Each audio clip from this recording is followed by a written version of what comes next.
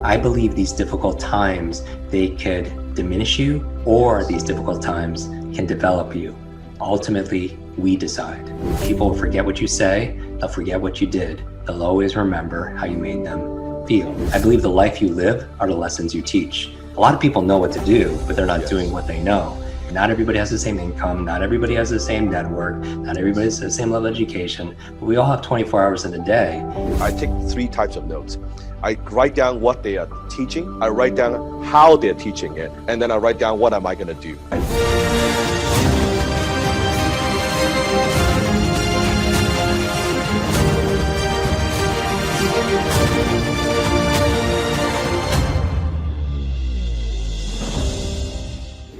Welcome to another episode of the Dan Lok Show. Today, I am thrilled to have someone very, very special. Someone actually, his work has impacted my career and my life. Now, to compete nowadays, doesn't matter in your career or in business, we need to learn faster. We could all agree with that. So today I have Jim Quick, and that's his real last name, with me, and very, very special guest, a world-class leader when it comes to brain performance and just mental enhancement and also memory as well. So Jim, welcome to the show. I know that you follow my work for some time, and so I'm glad that we connect. Yeah, it's a real pleasure to be here. Thank you everyone who's joining us for this brainy conversation. Yeah, brainy conversation. So Jim, take us back a little bit. How did you even got into the whole brain enhancement and performance and learning, like this whole space? Because I know you weren't always a super bright student when you were getting started. No, my inspiration really was my desperation. When people see the finished product, they on Instagram or Facebook, or they see me live, I do these mental feats where maybe I'll memorize 50 people's names in an audience, or 100 people's names, or 100 words or numbers forwards and backwards. But I tell people I don't do this to impress you. I do this to really express to you what's possible. Because the truth is, every single person who's here with us, they could do that too, and even more, much more, regardless of their age, background, career, education level, gender, history, IQ. And the reason why I know is because I grew up with some pretty severe learning challenges. When I was 5 years old, I had an accident in kindergarten class, a very bad fall, a traumatic brain injury. And from there, I had very bad focus, very poor memory, very poor. It took me an extra 3 years just to learn how to read. And so it was challenging. It was very embarrassing. When I was 9 years old, I was slowing down the entire class, and a teacher pointed to me in front of the whole class and said, "That's the boy with the broken brain." That label became my limit. And so I struggled all through school. And when I was 18, I discovered strategies and tools and resources to be able to level up my learning, be able to read faster, be able to have better focus, be able to remember things, be able to cut my studying time and help me to not only learn faster, but also achieve more also. And I've devoted my life since then, almost 3 decades later, every single day, helping people build better, brighter brains. My mission really is no brain left behind. I love that. I love that. No brain left behind. So during that process, did you have any mentors guiding you, or was it more like a self-discovery? Can you learn a little bit here, a little bit there? What was that process like? So I'm a big believer in mentors, and that's why I really appreciate the work that you do. I think it's the fastest way to shortcut your process, to learn from other people's experience. If somebody has decades of experience like you do, and you put it into a coaching or a book or something, and people could sit down and they could learn in a few days, they get decades of experience, and it's such an advantage. For me, my parents, I come from immigrant parents, like yourself. Yes. My dad lost both his parents when he was 13, and moved to the United States to live with his aunt because they couldn't afford to feed him. My mom worked in the back of a laundromat that, her parents worked at. And, so we didn't have a lot of, money, and didn't speak the language, and it was, they didn't have any network connections, had no education. But they were great mentors to me because while they're not the wealthiest or the most spiritual or the most health conscious, and they've never meditated or read a book on personal development, they're just really good people. They work really hard. They are very kind. And so they were my original, anything that's good that's come out of me, I attribute to them. Anything that's where I fell short, that's on me. I take responsibility for that. But, growing up, I didn't really have formal mentors until I was 18 years old. I was ready to quit school. And because I was a freshman, I was lucky to get into a local university. I didn't have very good grades, but I thought being a freshman meant I could make a fresh start. I was the oldest of three. I was the oldest of three siblings, so I wanted to be a good role model also for my brother and my sister. And I took all these classes, and I did worse. And I didn't have the money to be in college.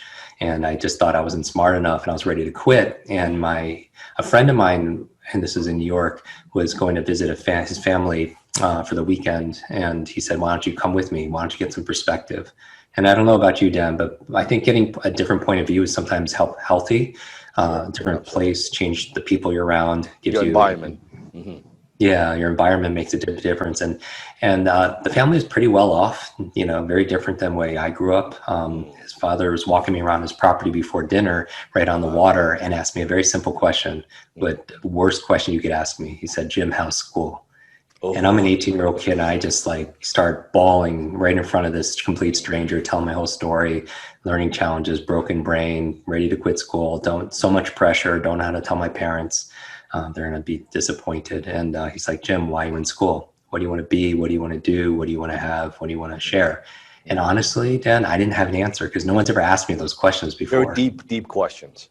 Yeah, deep questions. And if no one's ever you've never asked those questions, you don't have those answers prepared. And I finally go to answer him, and he stops, and he takes out a notebook or a diary out of his back pocket. Wow. And he rips out a couple of sheets, and he makes me write them down. And I don't know how much time goes by, but after a little while, I have a bucket list. And when I'm done, I start folding up the sheets to put in my pocket. And then he grabs them right out of my hand. And I'm freaking out, Dan, because here's this complete stranger who I didn't even know. He's obviously very successful. Now he's reading all my dreams that I've never shared with anybody, right? And even just talking about it makes me a little bit nervous and little choked up.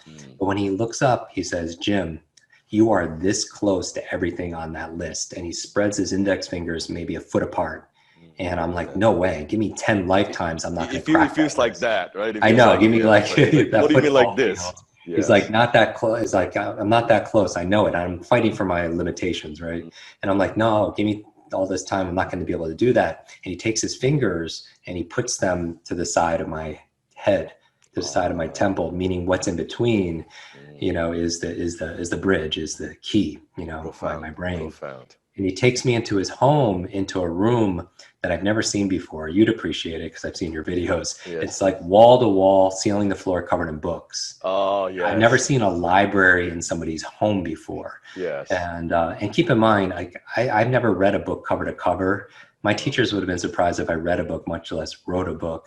It took me. I'm almost scared of books, and so it's like being in a room full of snakes. But what makes it worse is he starts going to each of the shelves and grabbing snakes and handing them to me, right? And he starts handing me these titles, and I start looking at them, and there are these books of some really amazing men and women in history and some very early personal growth books. I mean, the ones that you've read, yes. Norman Vincent Peale, The Power of Positive Thinking, yes. Psycho-Cybernetics, yes. And just all of Dale Carnegie, like all these classics, right? How to Win Friends and Influence People, right? Exactly. All the ones that, leaders read. And I was just like, why is he giving me these books? And he says, Jim, I want you to read one book a week. And I'm thinking, are you kidding me? Have you not heard my story? Right? I want to stick to my limitations, right? I'm learning challenges. I can't do this. The label. And, exactly. And I say, I have all this schoolwork too. And when I say schoolwork, he looks at me, he says, Jim, don't let school get in the way of your education.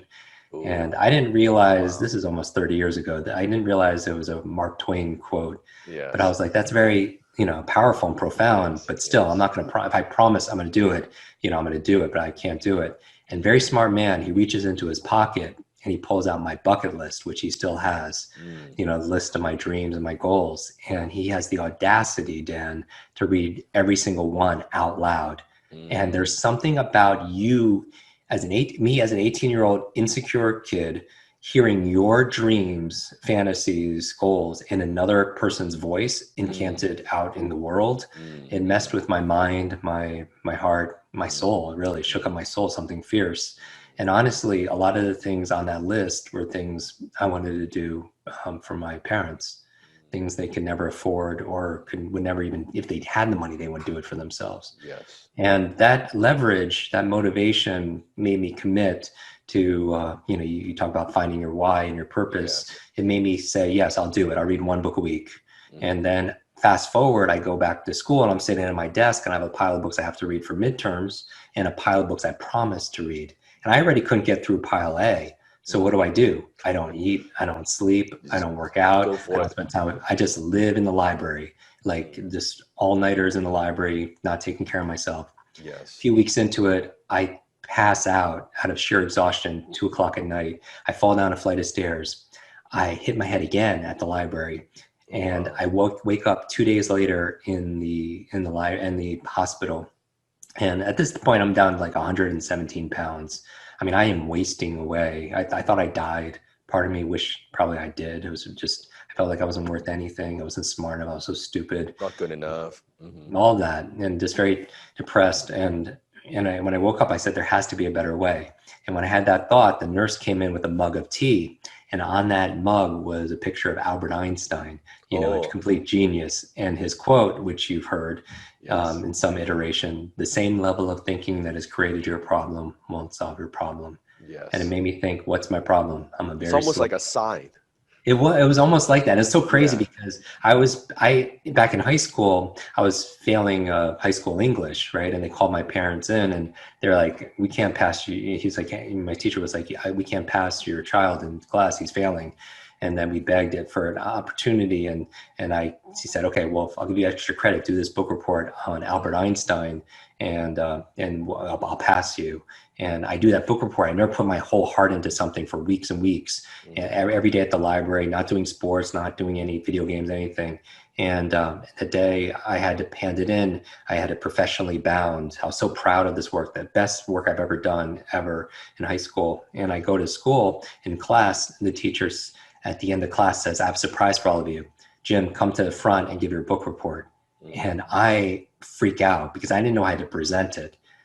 Because when you grow up as the boy with the broken brain, my superpower was shrinking down, sitting behind the tall kid in class when you don't have the answers, and you don't want to be judged. So I was so nervous. My heart's beating out of my chest. I looked at the teacher. I said, I didn't do it. And I lied.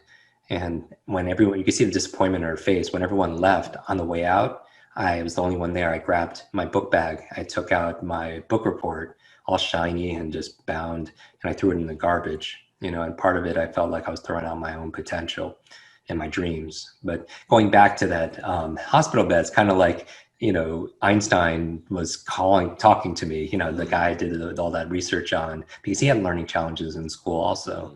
And he wasn't like everybody else. And I felt like I wasn't either. And so, I was bullied. I was small. I was the only two Asians in, my high school. And the other one of the only 3 Asians in my school. Oh, really? Yeah. Yes. The 1 year ahead of me, his name is Roger Lee. Yeah. He was a valedictorian, president of the debate team and the chess club and the math club and just perfect SATs. And I just couldn't ever measure up in any of those ways. But anyway, when I saw that mug, I said, what's my problem? And I was like, I'm a very slow learner. And I thought, how do I learn to learn better? I thought school. Yeah. I thought school would teach me. And I looked at the course bulletin for next semester's classes and hundreds of pages, all classes on what to learn, math, history, science, Spanish, 0 classes on how to learn, how to focus, how to read faster, how to remember, how to think, solve problems. And so I put my studies aside and I started studying those things. In 60 days of studying ancient mnemonics, speed reading, adult learning theory, multiple intelligence theory, a light switch flipped on and I just started to understand things. And my grades improved, shot through the roof. And not only that, my confidence did too. And I started to teach it because I couldn't help but help other people. My first student, why I'm here with you today, she read 30 books in 30 days. 30 books in 30 days, not skim or scan. She actually read full comprehension. And I wanted to find out, not how, I know how, I taught her. I want to know why. You know, I'm very interested in what motivates people. Yes. And I found out her mother was dying of terminal cancer. Yes. And the book she was, and doctors gave her, a guy get choked up, her mother 2 months to live. And the book she was reading were books to save her mom's life. And she ended up doing so. And she attributed it all to great information she got from her daughter, who learned it from all these books. And in that moment, I realized that if knowledge is power, learning is our superpower. Yes. Learning is our superpower. It's a superpower we all have. Yes. And it's a superpower I'm committed to helping people to unlock. I remember the first time I came across your work, it was watching a videos on probably either Facebook or YouTube. And I came across your video, and I think it was someone was interviewing you, I believe. And I saw that, and because I think in the education space, in the mainstream education space with what we do, I don't see a lot of instructors or speakers that are Asian. So it caught my eyes. I was like, wow. And at first I didn't know who you were. I said, this man is very articulate, like super smart. I'm like, this is very interesting. So then I dive into more your story and I watch more of your videos. And what fascinates me is because how much I could relate. Because when I went to school, I flunked English twice when I was in high school. I had stage phobia, like all these things I had to go through. So then I can relate to really what we've done is we turned our pain into now our strength, right? We turned that into, like you said, the desperation into destiny. And now like we are educating, we're teaching so many people. And people look at what we do. It's like, oh, of course, easy for you to say. You always do this. And really, it's because we struggle so much with this problem. And now it's like we have this drive and say, we don't want you to suffer from that problem anymore, right? Yeah. We've gone through that. So I love that.